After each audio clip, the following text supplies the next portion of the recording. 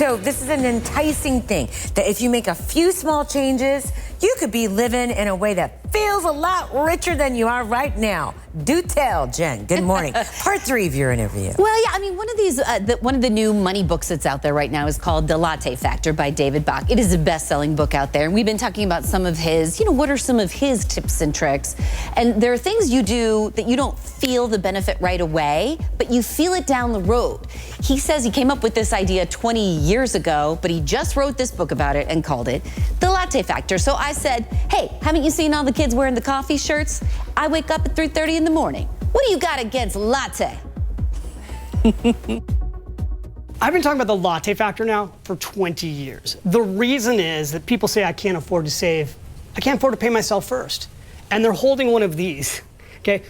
In the CNN building downstairs, there's a huge Starbucks. There were 40 people in line. Now this is $5, right? And what I show you with the latte factor is the miracle of compound interest. $5 a day on lattes over your lifetime could be $1 million in savings in your 401k plan. This is your free coffee that I got in the kitchen at Starbucks.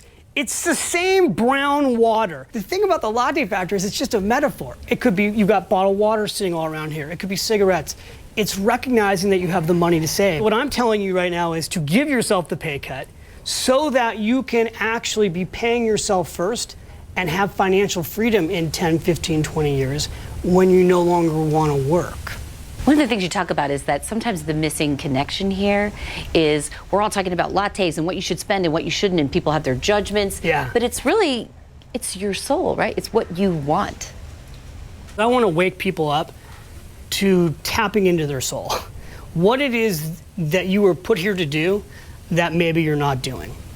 And the reason I find most people aren't living their soul, their purpose, and their passion is because they're living paycheck to paycheck.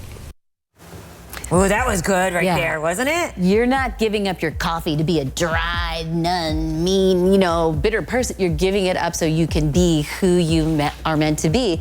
And what you're harnessing that he isn't quite exactly saying there, but is time, right? By putting away these small amounts of money for a long time, you're harnessing time and interest to make yourself rich so your dreams come true later. And you're able to do, perhaps, what you're passionate about if you're not on that mission right now. Yeah. All right, Jen, thank you.